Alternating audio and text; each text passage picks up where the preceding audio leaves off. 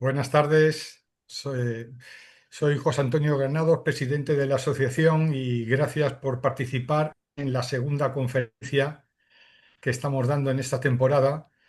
Y en esta ocasión la temática, así como la anterior fue de arquitectura, en esta ocasión es en el mundo de la psicología.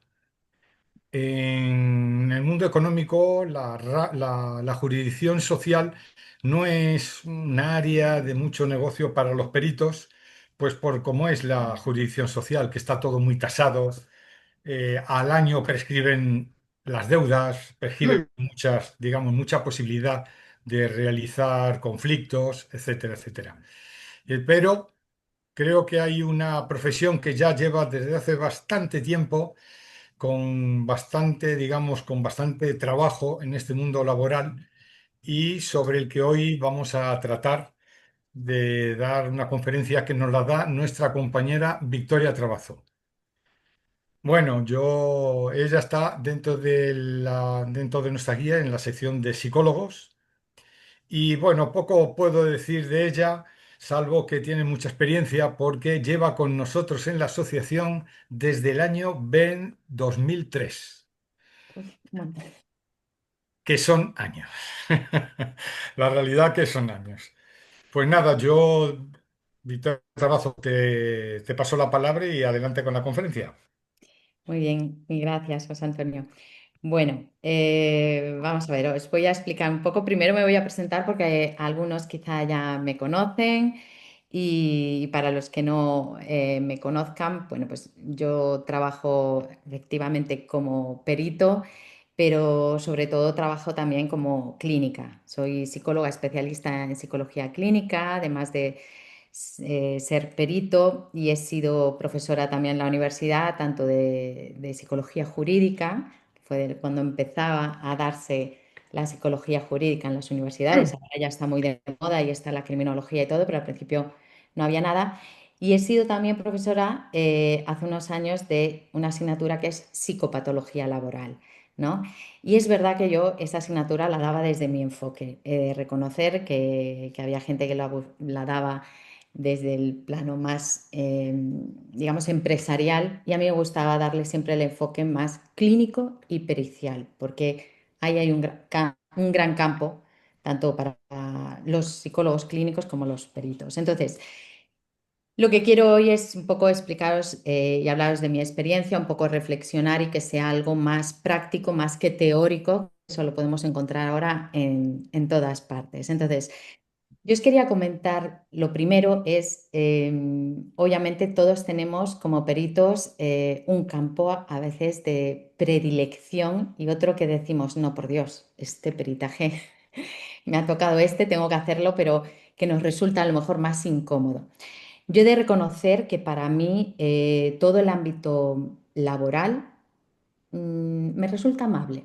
Me resulta amable, quizá es porque como no hay psicólogos en los juzgados, no te miran mal. Y esto, cuando vamos como peritos de parte, hay que tenerlo en cuenta, ¿no? Hay veces hay esa sensación como que parece que uno le han comprado el testimonio, ¿no?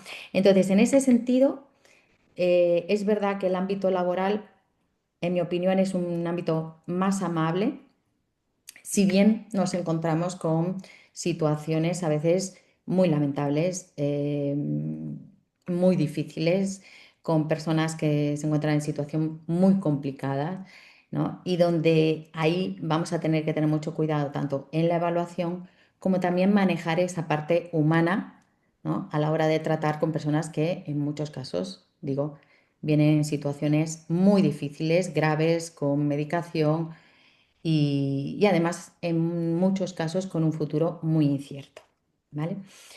Entonces, vamos a ver.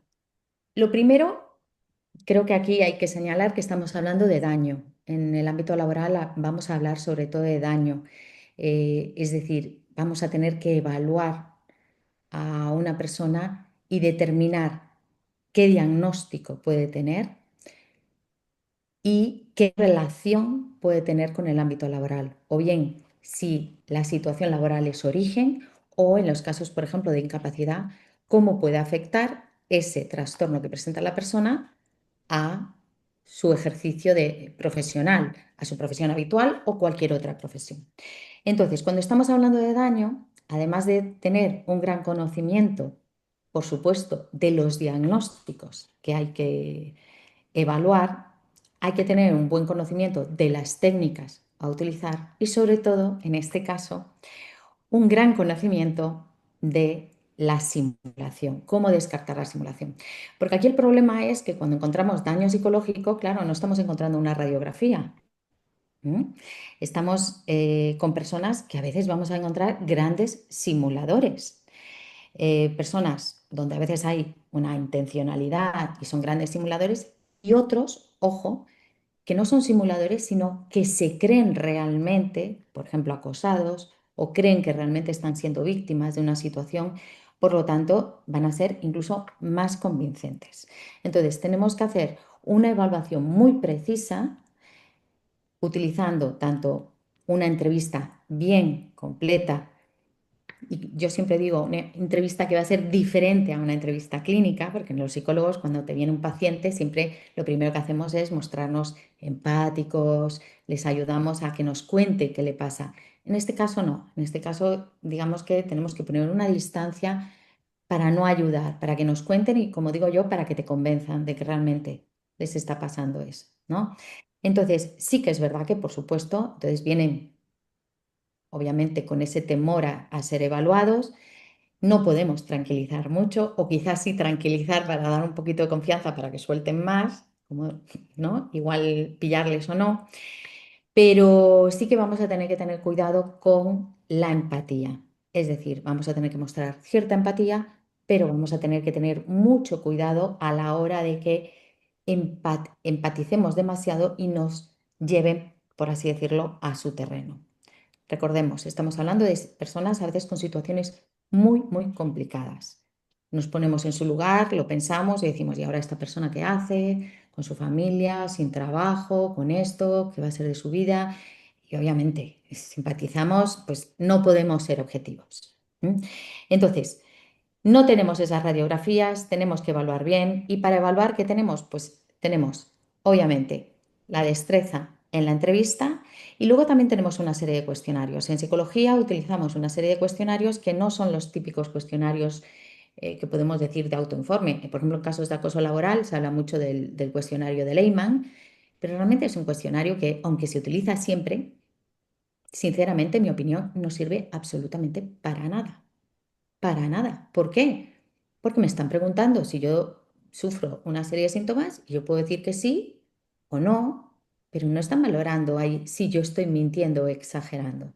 Entonces, bueno, a nivel informativo, pues vale, pero no es una evaluación que nos va a diferenciar, por ejemplo, si existe o no acoso. Y es verdad que yo, por ejemplo, he visto muchos informes de acoso en donde se presenta como prueba irrefutable el cuestionario de Lehmann, en donde pues, están las preguntas. No es suficiente. Eso se puede desmontar enseguida. Y eso hay que saberlo, porque obviamente siempre que vamos como perito, en estos casos, en muchos casos nos encontramos con un perito contrario, incluso con careo de peritos. Yo he estado en careo de peritos en, pues, en la audiencia provincial y en laboral, no está en otro con careo. Así que tenemos que tener cuidado con qué herramientas vamos.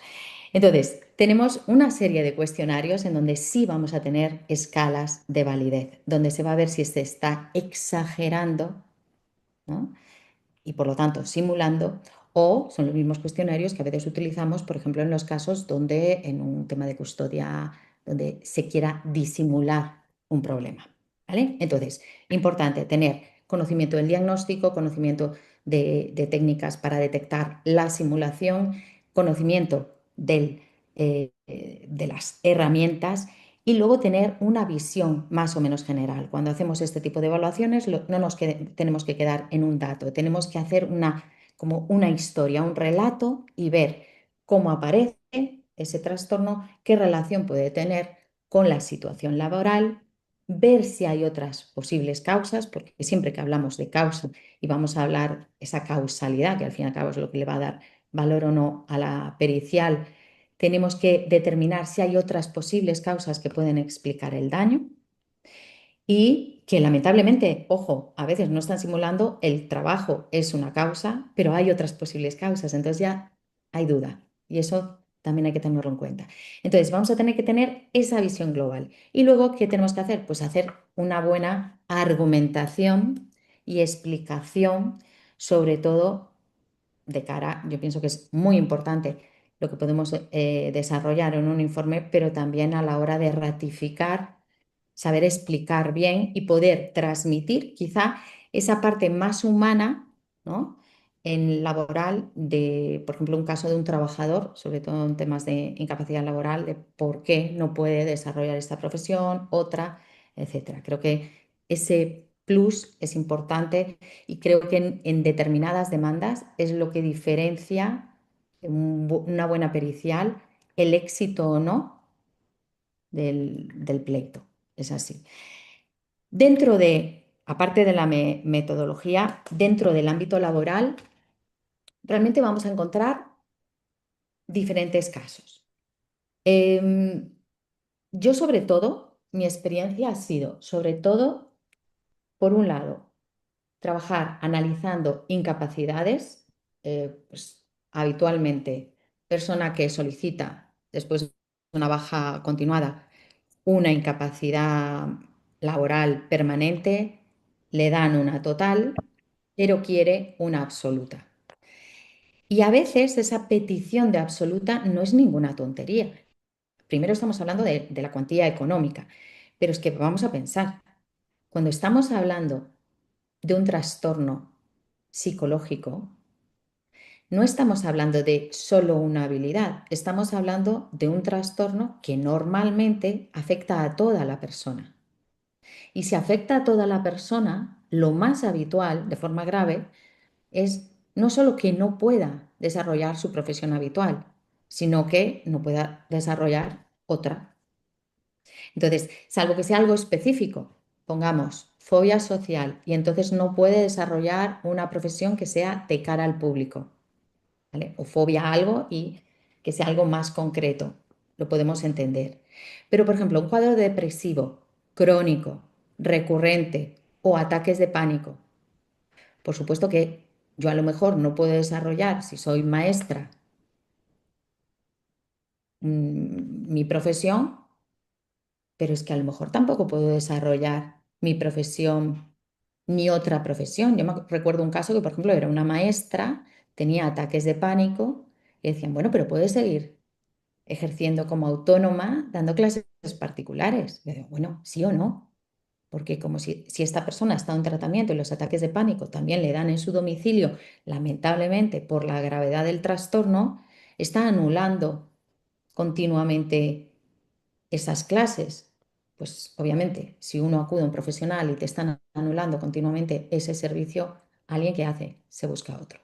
Entonces, por eso es esa gran dificultad, ¿no? Que a veces no es tan específico, no es he perdido la función, por ejemplo, de la mano y entonces no puedo desarrollar algo más mecánico.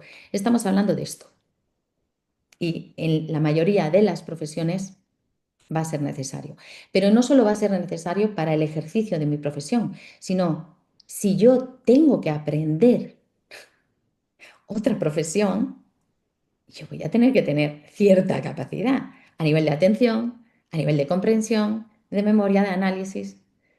Y si eso está limitado, si no puedo con algo que normalmente manejo y me desempeño bien, más difícil va a ser seguramente una nueva profesión. Con lo cual, en muchos casos, lamentablemente, y digo lamentablemente porque obviamente no es algo positivo para el trabajador, es una protección, pero emocionalmente y psicológicamente se ve que el no trabajar a veces suele agravar los cuadros psicológicos, pero en muchos casos, lamentablemente, esa persona no va a poder desarrollar ni su profesión habitual ni ninguna otra.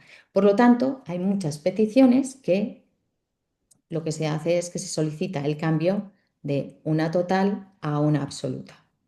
Bien, ¿qué nos podemos encontrar aquí? Bueno, pues nos podemos encontrar, como digo yo, los típicos casos. aparte de, hay muchos casos obviamente que son obvios, ¿no? Casos como esquizofrenia, trastornos bipolares. El otro día veía una noticia de una sentencia que decían, reconocen por inestabilidad emocional, creo que salía en un periódico en Cofiligal o así, la incapacidad absoluta a una profesora. Inestabilidad emocional. Claro, parece, ¡guau! ¡Ostras!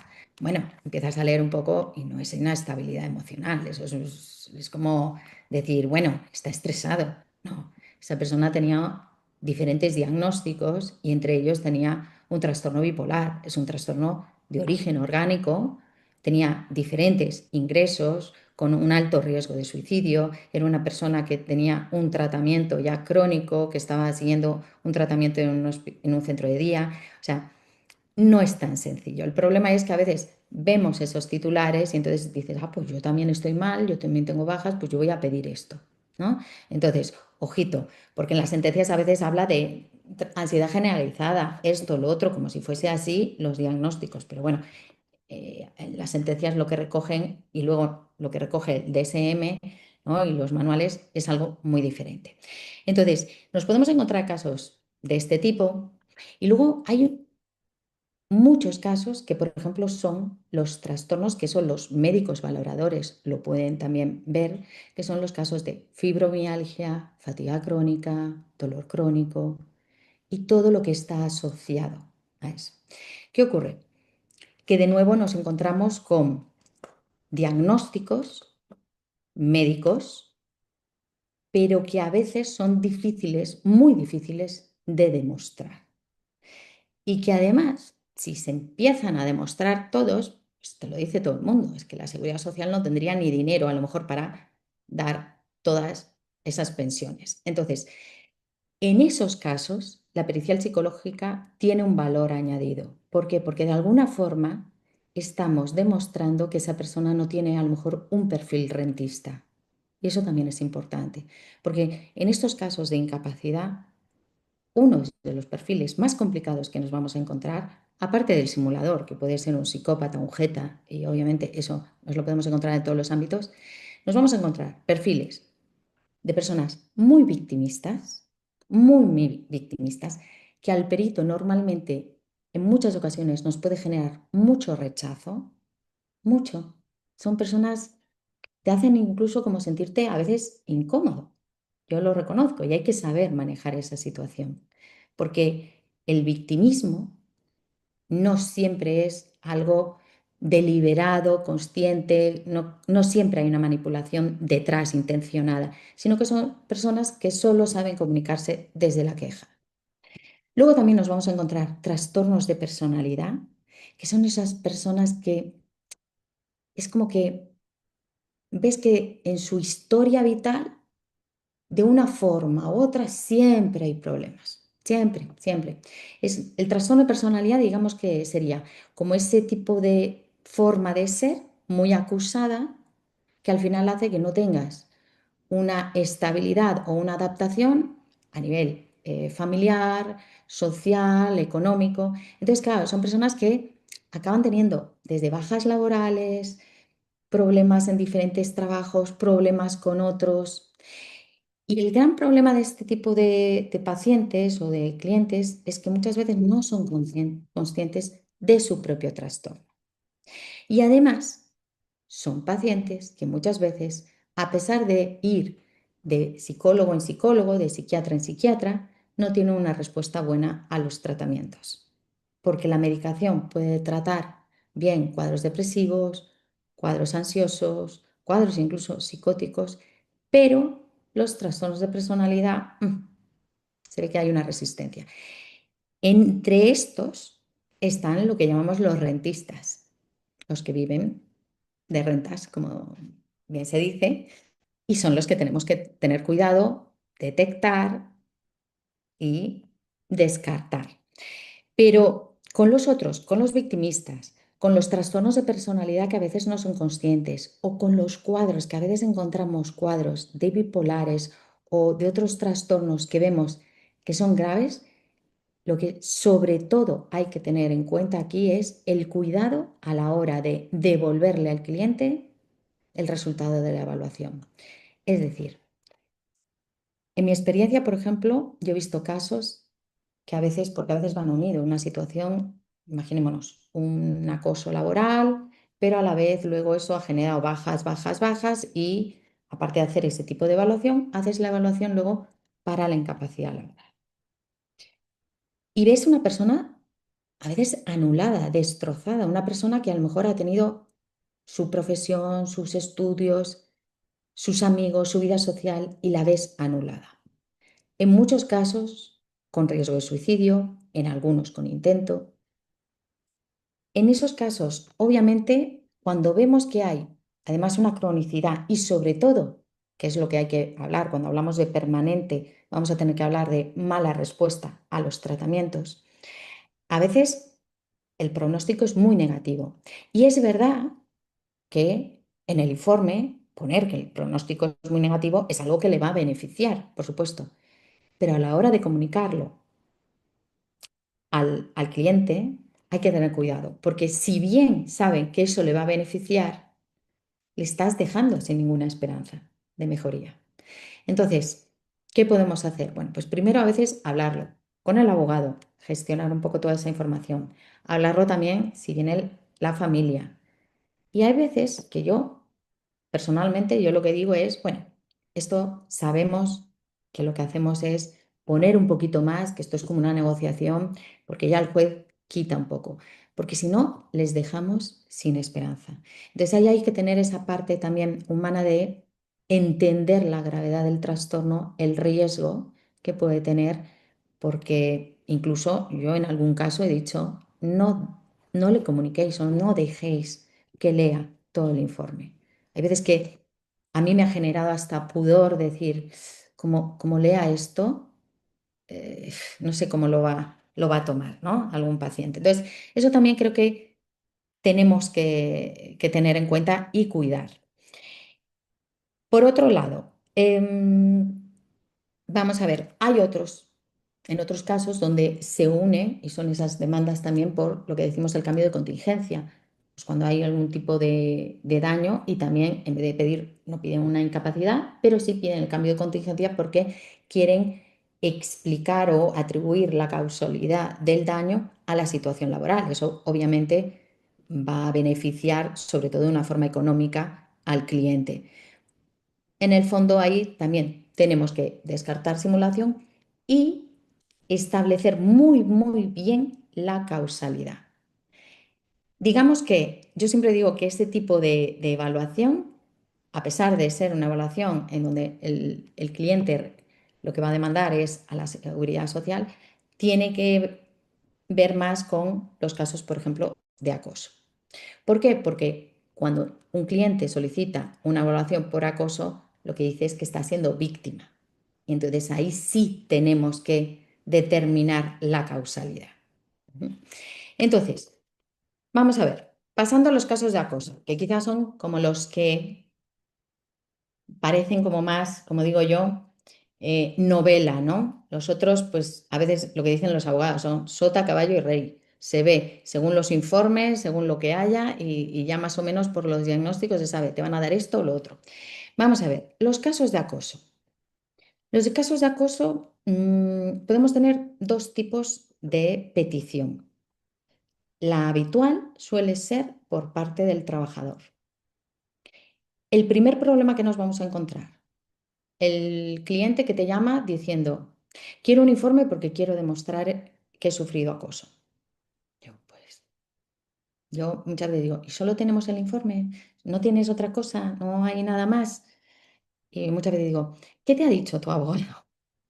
Déjame que hable con... Porque en muchos casos lo que buscan es eso, es la prueba, un informe donde diga que he sufrido acoso. Y yo siempre digo, tú puedes dar un informe, puedes estar convencido, pero nunca en una conclusión puedes decir que esa persona es víctima de acoso. Eso le va a corresponder al juez. Tú puedes decir que su situación es compatible, puedes descartar otra, pero difícilmente, y esto lo vemos también en penal, lo vemos en temas cuando hay agresiones, ¿no? Difícilmente solo con una evaluación psicológica vamos a poder demostrar un hecho. salvo que, por ejemplo, estemos hablando de un accidente de tráfico en donde no se discute la existencia del accidente. Entonces, lo primero nos vamos a encontrar ese tipo de casos. ¿Quién nos va a pedir un informe? Pues nos va a pedir un informe una persona, a lo mejor que está sufriendo efectivamente acoso, o también nos puede solicitar un informe, por ejemplo, una persona que tenga lo que se llama esa percepción de acoso. Y ahí tenemos que diferenciar lo que es el acoso real del acoso percibido, porque hay muchas situaciones que no son acoso. Es verdad que el trabajador lo puede vivir como acoso, pero no lo son. Para que sea acoso tiene que cumplir ya no solo unas características tipificadas que nos salen en el cuestionario de Lehmann, sino una intencionalidad determinada para echar, para que abandone el trabajador o para destruir de alguna forma a ese trabajador. Y lo que hay que demostrar es daño y esa intencionalidad.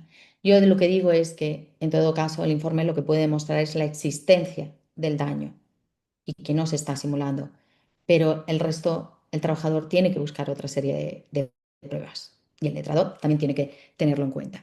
Aparte de eso, nos vamos a encontrar casos en donde a lo mejor hay gente que está metido en una situación de muchísimo estrés laboral o de un conflicto laboral, pero no es acoso. Por lo tanto, cuando evaluemos acoso en un cliente que nos solicita una pericial, vamos a tener que determinar si realmente es acoso, si no, si es estrés laboral, que tiene otro curso, otra situación, otra evolución. Por ejemplo, el estrés laboral con unas vacaciones normalmente se mejora, en una situación de acoso no, porque sabes que luego vuelves a lo mismo, un conflicto, o a veces también, yo ahora, la semana que viene, tengo en marcha uno, en 2 semanas, si la huelga creo que hay no lo impide, pues la existencia, por ejemplo, de un trastorno delirante. Y cuidado porque estos son los más difíciles de detectar cuando realmente el trastorno delirante es incipiente. Es decir, un trastorno delirante es una persona que distorsiona la realidad, pero se la cree. Por lo tanto, te lo va a contar como algo totalmente real. Y hay veces que el delirante, salvo que tú no le preguntes por otras áreas, te va a parecer todo perfecto. Ahora, si de repente dices, sí, porque también me pasa que cuando yo veo la tele me comunico y he pensado que también me siguen mis vecinos y dices, ojo, pero como no te comente eso, que a veces es pura casualidad, te la cuela. Y ahí que tenemos que tener mucho problema. O sea, mucho cuidado, porque podemos tener un problema porque estamos afirmando algo y no. Y cuidado, porque afirmamos algo, luego no, y el delirante, si le sale mal, el delirante suele ser un paranoide. Se te puede volver en contra. Entonces, mucho cuidado cuando nos encontramos esos casos. Hay que trabajarlos también igual cuando los tenemos como perito en la otra parte, porque a veces te acusan de he perdido por ti y como no esté bien controlado y medicado, podemos tener ahí un problema. Entonces, tendríamos esos casos y esos, digamos, esas peticiones por parte de trabajadores, pero también lo que solemos tener, yo por lo menos tengo bastante, son peticiones por parte de la empresa.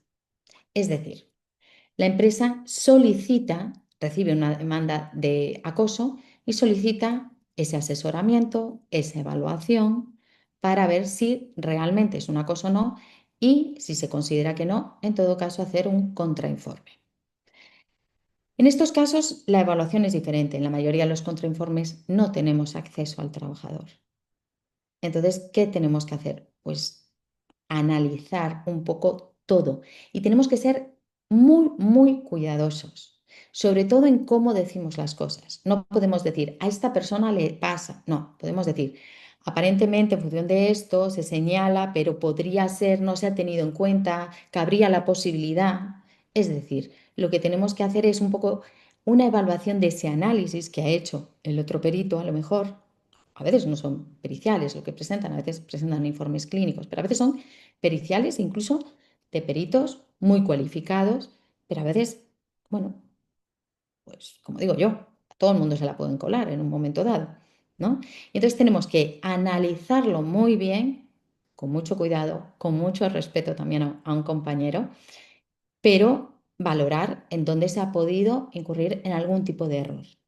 Y ahí tendremos que analizar a nivel metodológico cómo se ha procedido, la información que se ha tenido en cuenta, que obviamente muchas veces cuando se trabaja, se evalúa al trabajador, no tenemos toda la información de la empresa. Cuando sin embargo te contrata la empresa, tienes otro tipo de informes, ahí está la diferencia.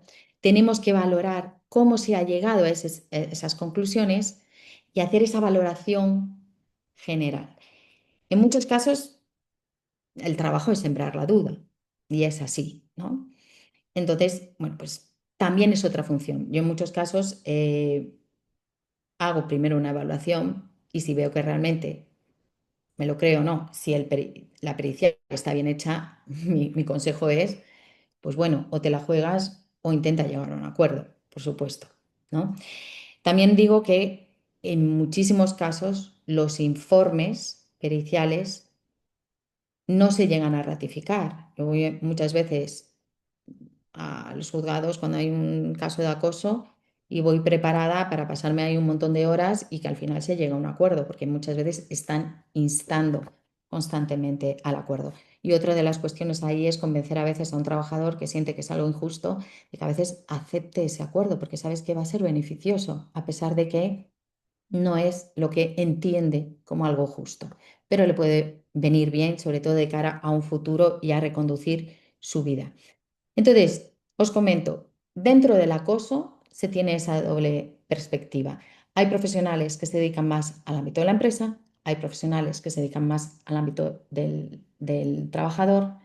Yo personalmente tengo experiencia en ambos casos, reconozco que eso me da una visión quizá más amplia, ¿no? Y como digo yo, me sé las críticas que me pueden venir por un lado o por otro, pero sobre todo hay que tener un gran conocimiento del cuadro clínico, tener información, descartar simulación, como os decía, y poder integrar todos los datos.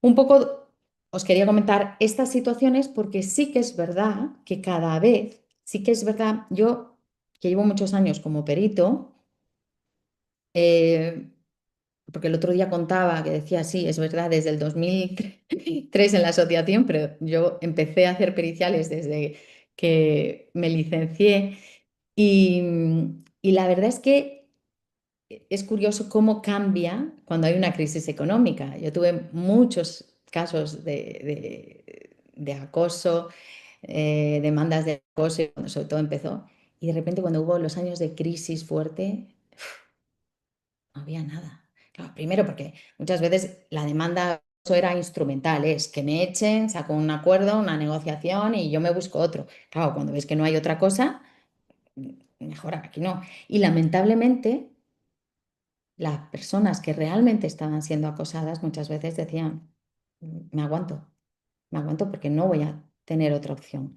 Entonces sí que es verdad que se ve una gran variabilidad en función de la situación económica en este tipo de casos. Ahora tenemos muchas incapacidades, se está viendo por temas psicológicos, se están reconociendo un poquito más, un poquito, no mucho, pero todavía, digamos que hay dificultad. Quizá el hecho de que también las bajas ahora ya no es año y medio, es menos, pues también hay más incapacidades que enseguida, bajas que pasan a tribunal, a incapacidad o sea, permanente, y entonces solicitan ese tipo de evaluación. Como conclusión, importante, yo creo que para trabajar en el ámbito laboral, aparte de tener un buen conocimiento de lo que es la evaluación, descartar simulación y un conocimiento clínico también del trastorno, si uno trabaja, normalmente los peritos, la mayoría trabajamos tanto en el ámbito clínico como pericial, nos puede dar una visión mucho más global de la persona para poder entender si realmente estamos hablando de un caso real o no de acoso, de una persona que realmente puede o no puede trabajar, etcétera. Y luego, muchísimo cuidado, que esto nos pasa que sobre todo es, y los que trabajamos con pacientes y en salud mental, que estamos dedicados un poco al cuidado, pues con ese sesgo de la empatía y de la presión a veces del cliente o del propio abogado, ¿no? Cuidado con esa manipulación emocional, cuidado con vernos en esa situación, porque obviamente podemos tenerlo en cuenta, debemos tenerlo en cuenta desde esa mirada humana, pero como peritos tenemos que ser rigurosos y, y evaluar lo que realmente hay, no lo que nos piden. En principio, esta es mi explicación, esta es mi charla. No os quiero aburrir con 1000 datos. No sé si tenéis Bueno, oye, un comentario. fantástico, trabajo, fantástico. La realidad que es una buena aproximación, ¿no? A tu mundo pericial, ¿no? Ujú. Pues sí, yo tengo dos preguntas. Gutiérrez, ¿las lees? Sí, tenemos aquí en el chat y preguntaba a Granado, dice, no he entendido qué es un cliente rentista. ¿A qué llamas rentista, Victoria? Pues mira, a ver, el cliente rentista es un tipo de personalidad que sí está reflejada así en los diferentes manuales diagnósticos. Esto se empezó a ver sobre todo cuando se empezó a, después de cuando se empezó a hablar del estrés postraumático. El estrés postraumático es un daño que aparece después de la Primera y Segunda Guerra Mundial, empieza a verse la afectación psicológica, entonces se empieza a evaluar. Se empezó a ver también que había muchos pacientes que no era que no evolucionaban porque el trastorno lo impedía, sino porque había como una actitud de rentista, vivir de las rentas, vivir del cuento. Entonces, la personalidad rentista es aquella que se engancha, por así decirlo, en ese victimismo. Lo vemos muchas veces en esos casos donde es verdad que hay un trastorno, pero dice, sí, he ido al psicólogo. ¿Y cuántas sesiones? Sí, pues fui a uno, fui a otro, pero no. Es que me daban consulta, es que muy tarde, claro, se me pasó. No, ves que no hay como una intención, ¿no? Luego le da un tratamiento, sí, pero es que es súper desagradable y yo tampoco quiero tomar pastillas. Y vas viendo, y dices, Es decir, cuando una persona, y sobre todo cuando trabajamos en clínica, vemos que una persona realmente está mal y muy mal, haces lo posible para estar bien. Entonces, hay veces que ves, que dices, no, dices, Ok. aquí se está beneficiando. Y esto es algo que entre los clínicos y así hablamos. Es lo mismo que se habla de la personalidad querulante, que es el que te demanda por todo, que muchas veces detrás hay obsesivos o justicieros o delirantes, ¿no? Tener un vecino, por ejemplo, o alguien en una comunidad de propietarios, un querulante, es lo peor, porque es el que va a decir no, que va a denunciar y esto, y esto, y esto, y dices, no, no, no va a acabar. No va a acabar nunca. Son ese tipo de personalidades, como digo yo, que no están en el DSM, pero que están. Todos tenemos, seguro que conocemos algún rentista por ahí, seguro, ¿no? Bueno, Eso. sería cuestión de buscarlo. Y te Pero bueno, preguntaba Granados también que si tendrás también. estadísticas, usualmente quién gana en conflictos o demandas psicológicas. Pues vamos a ver, de las diferentes, hay diferentes datos en cuanto a estadísticas. Yo he estado buscando y realmente, por ejemplo, lo que he visto más es de denuncias, por ejemplo, por acoso, muchas a veces solo hay, y esto depende de los años, pero en muchas ocasiones solo llegan a un procedimiento como un 20% de las demandas. También digo, yo no sé hasta qué punto es porque bien no están bien fundamentadas o porque también en muchos casos las demandas se presentan como forma de presión y negociación. Entonces yo creo que ahí, en estos casos, las estadísticas, yo no me fiaría mucho, porque yo he visto diferentes. Y cuidado, ¿eh? Y además también es, mirar, esto es a veces el problema, al final estamos hablando de, cuando hablamos de acoso, estamos hablando de maltrato psicológico. Y es lo mismo que cuando en violencia se habla de maltrato psicológico. Es muy difícil de demostrar algo que es de puertas adentro. ¿Mm?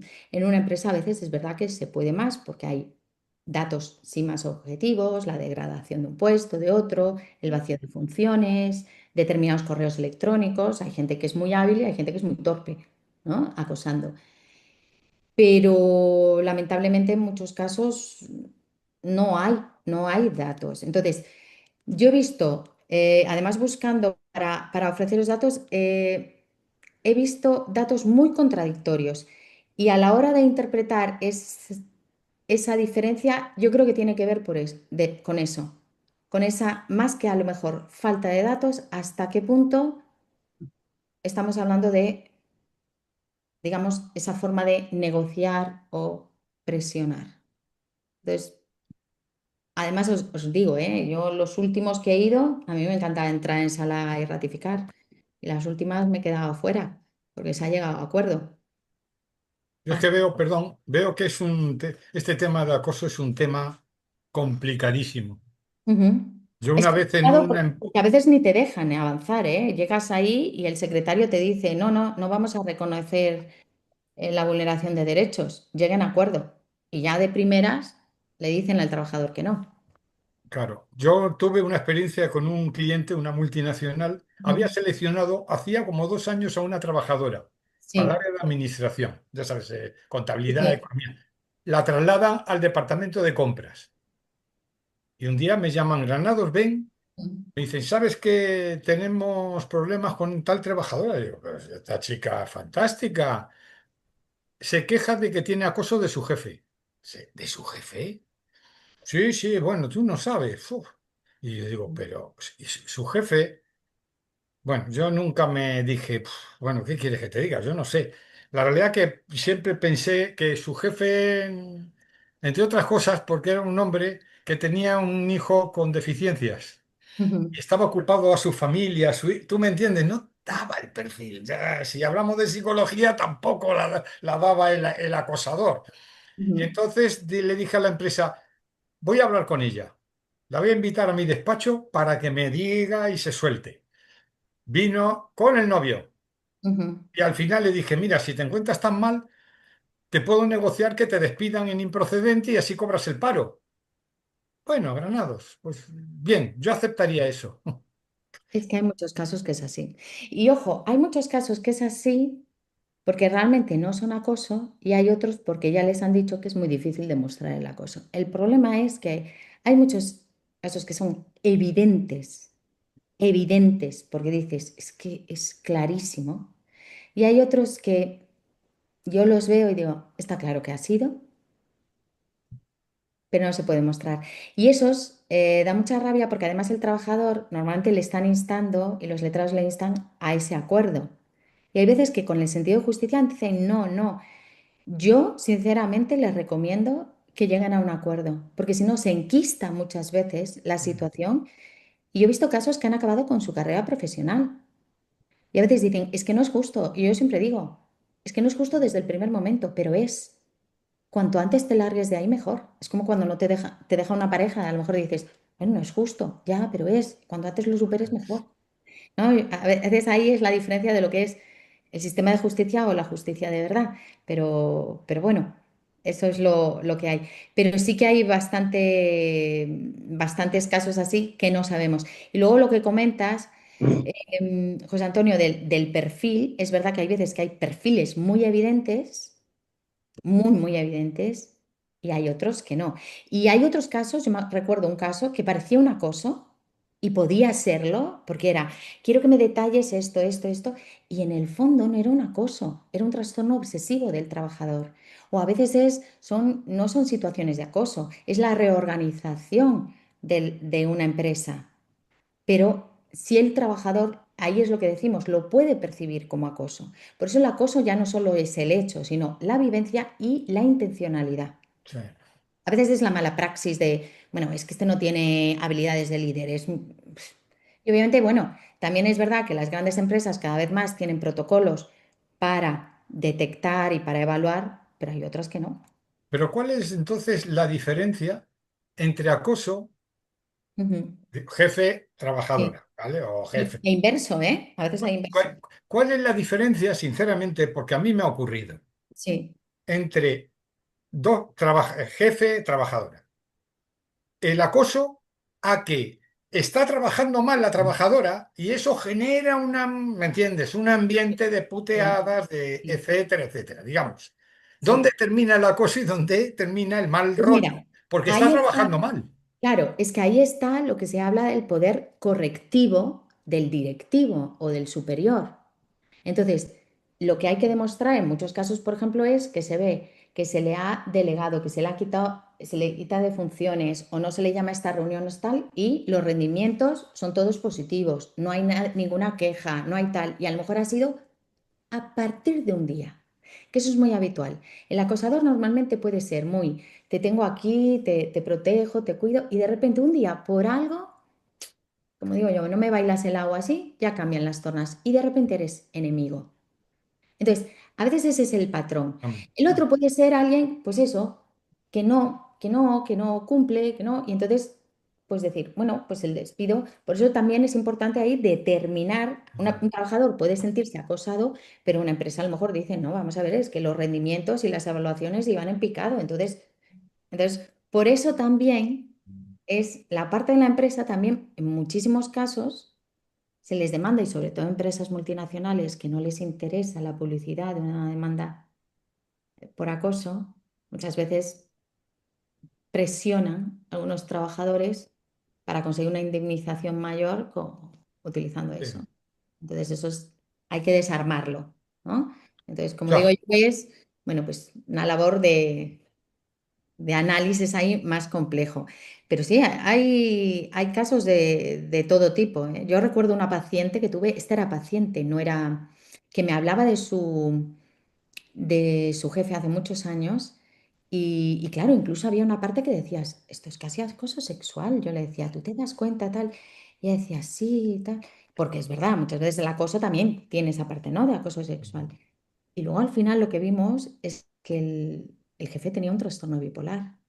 Entonces, claro, en la fase de euforia había un descontrol que era, claro, le llamaba unas horas, tal, se le insinuaba, pero era un trastorno bipolar. Cuando más o menos lo vio, ella pudo hablar con recursos humanos, planteó la situación, hubo una reubicación, vale. Pero a lo mejor, pues, si no se hubiera visto eso, hubiera podido ir y a lo mejor sí que hubiera podido ganar. Salvo que él, el jefe, porque en algunos casos a veces te contratan para defender. El superior ahí tendría esa defensa de, no, yo no he acosado, tengo esto. Entonces, claro, ahí es un poco, la casuística es muy, sí, sí, sí. muy diferente, ¿no? Tienes dos preguntas en el chat. Vamos a ver, A ver, esperar a ver que me abra. ¿Has Si visto? no, si no te las leo, Victoria. Ahora, a ver, decimos, mi pregunta, ¿las demandas son más porque una empresa acosa a un trabajador para que se vaya por voluntad propia o porque hay un compañero que acosa y nadie le para a los pies? Pues yo lo que he recibido más suele ser más una empresa. Ahora, dentro del ámbito funcionarial, cuidado, esa es otra historia. También hay de compañeros o de superiores y eso es muy difícil porque, claro, uno no se va, ha ganado una oposición. Entonces, no es, ¿cómo me voy a renunciar a esto? Pues ahí sí que hay estudios y es complicado. Sí que es verdad que en esos casos, cuando hay, porque eso es otra cosa, muchas veces el cliente, digamos, el cliente o el trabajador acosado tiene testigos. ¿Quién va a testificar? O sea, a lo mejor el siguiente soy yo, ¿no? Y sí que es verdad que en el ámbito público, como están protegidos porque son funcionarios, sí que ahí pueden encontrar más testigos. Es una ventaja. Pero en mi caso, yo he visto más casos donde es la empresa. Y si no, más que un compañero, suele ser un superior. Y a veces se asciende y se reclama a lo mejor a otro superior y depende, como digo yo, el poder que tenga ese, a veces sale más económico que se vaya el trabajador a yo qué sé, un superior que es un comercial que hace unos números bárbaros. Ese es- esa es una de las situaciones.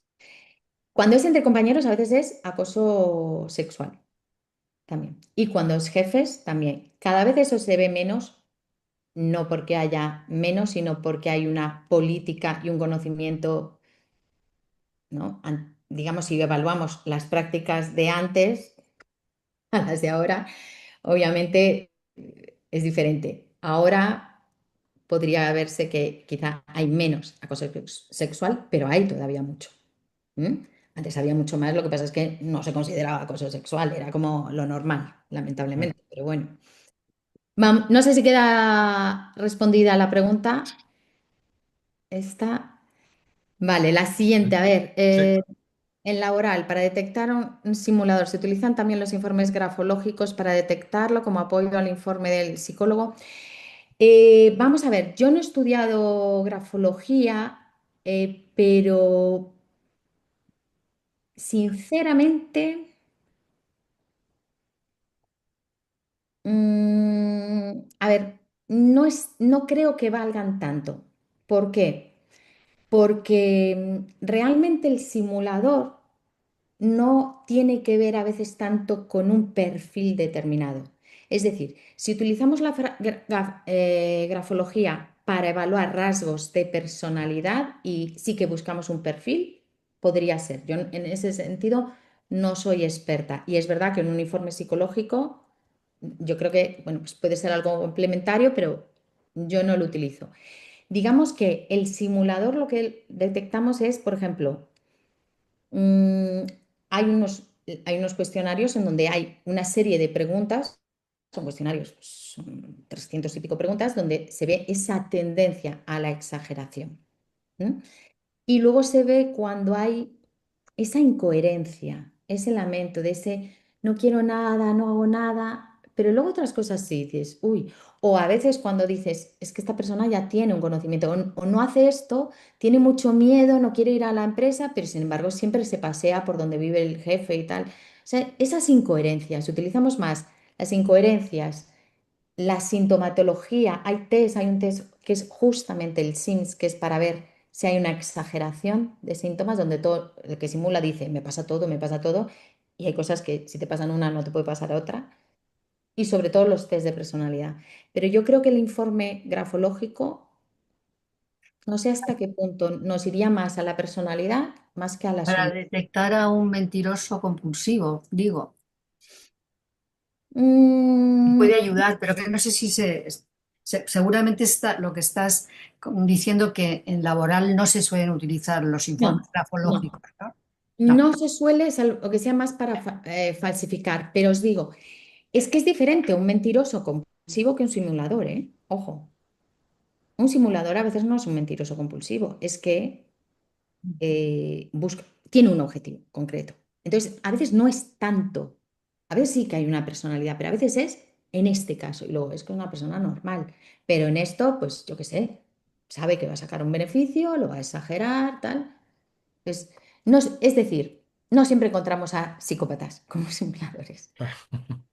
En otros ámbitos quizás sí, pero aquí no. A veces es el que dice, es que es muy golosa la indemnización. Entonces, suelen ser eso. Entonces, a veces es perfil, más que perfil de personalidad, por eso os digo, puede simular cualquiera. Por eso es un riesgo también si evaluamos al trabajador. Por parte de la empresa, yo siempre digo, es un riesgo. Dice, hay que evaluar a este trabajador. Ojo, porque como lo evalúes, sea un gran simulador, por lo menos los psicólogos, el código deontológico, si la empresa paga la pericial, pero el trabajador quiere una copia, se la tienes que dar. Y a lo mejor no le favorece a la empresa. O sea, hay que ahí tenerlo en cuenta y asesorar bien para decir, igual no te interesa. Porque si es un buen simulador, ¿qué? Entonces ahí es ver las diferentes estrategias que hay. Muy bien. Pues No sé si alguna tenéis más pregunta más. preguntas. Bueno, pues oye. Victoria Trabazo, gracias, fantástico. Bueno, os mandaré un breve resumen o así, Sí, como para vale, pequeños datos. para colgarlo. Sí, no habrá esos datos de estadística, porque os digo, los he buscado y yo misma digo, esto Vale, nosotros por no parte son también, fiables. nosotros también por parte de la asociación haremos, ¿te acuerdas? Vale, Un resumen, ¿no? perfecto, Haremos, ya sabes, las pausas, etcétera, etcétera, perfecto. de Muy la bien, muy reunión. bien. Y te lo tendrás. Una cosa, Victoria, veo que hay un montón de test que se pueden hacer, unos valen más que otros, y luego para cada caso de personalidad que tú te malicies con la primera conversación de qué es lo que le puede pasar, pues nada, le pones a hacer un test. ¿Nos podrías poner ahí un compendio de todos los test que hay Bueno, pues para mira, diferentes casos? ¿O es un secreto profesional? Si es un secreto no, profesional, ¿no? mira, Claro. no es un secreto. Sí es cierto que los test normalmente para comprarlos tienes que ser un profesional porque tienes que presentar el carnet de colegiado y tal. Ajá. La mayoría los comercializa TEA, Ujú. suele ser así. Si bien es cierto que ahora con la inteligencia artificial yo me he Ah, quedado bueno, sí, claro. alucinada de lo que hay, obviamente. Y hay gente que se prepara los test. Esto es como todo, como en su momento a mí Bueno, me como las llamaban entrevistas de trabajo, sí, en las claro. entrevistas de trabajo, como también las oposiciones, Ujú. En ¿vale? en las bibliotecas de las facultades de psicología de las universidades es- Sí, están los test, ¿no? Para la consulta de los alumnos y están profesores. los test, pero los test no pueden No pueden salir de aquí, ¿no? solicitarlos todos, creo, ¿eh?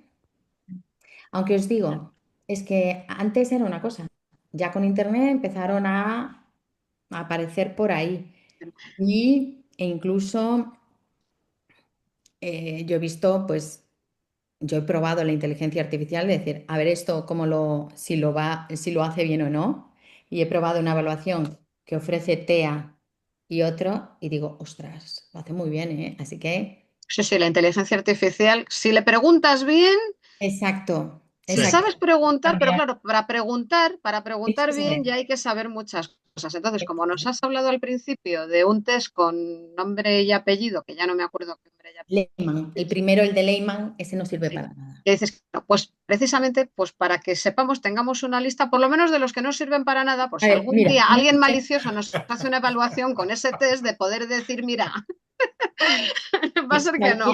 cualquier informe que tenga test que no tengan una escala de validez que descarte simulación, no sirve, porque yo puedo mentir. O, es más, una demanda con solo informes de clínicos, sin peritos. Y a un clínico no va a detectar si yo estoy simulando o no. ¿Por qué? Porque va a sospechar eso. Yo le pido un informe clínico. Pues hay muchas demandas. A mí cuando una empresa me dice esto, tal, tal, tal, y veo, no tiene esto, digo, "Pff, no lo Y bueno, deseo". es que hay engañadores profesionales que hablas con ellos, les preguntas cosas y parece que dices, pero ¿qué haces aquí? ¿Cómo no estás? Bueno, iba a Exacto. decir ministro de algo, mejor me callo, Sí, director general de cualquier otra cosa, sí, sí. y luego te pones realmente a trabajar con ellos y es que se lo han inventado todo, pero tienen mucha labia, mucho control de la expresión facial y Hay corporal, que muchos además eso factores. creo que es más un don que un aprendizaje, porque Eso ¿sabéis dónde suele ser un problema muchas veces? Y yo os lo digo, ya no en el ámbito laboral, sino en el ámbito, por ejemplo, de familia. sí, Claro, y no es porque los peritos en familia sean malos, es por la limitación de tiempo. Es que a veces tienen 2 horas. claro. Y son encantadores.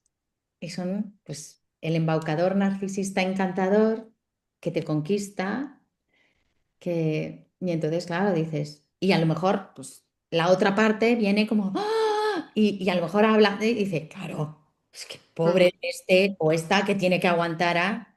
Y ahí la cuelan muchas veces, ¿pero por qué? Porque no tienen mucho tiempo. Y eso es una pena, ¿eh? Porque Claro, hay que, bueno, ya sabemos, las consecuencias son muchas veces más graves, dramáticas, ¿no? sí. Por lo que hay implicado menores o así. Y ahí sí que es complicado, ¿eh? Pero también se utilizan los mismos cuestionarios, ¿eh? Ujú. Normalmente. Salvo de síntomas, el de Sims, ¿no? Pero los de personalidad suelen ser los mismos. Lo que pasa es que Las puntuaciones tienes que saber interpretarlas. Está Esa es en la Mm. clave, pues sí. Vale, pues muchas Muy gracias. bien, pues nada, Bueno. gracias.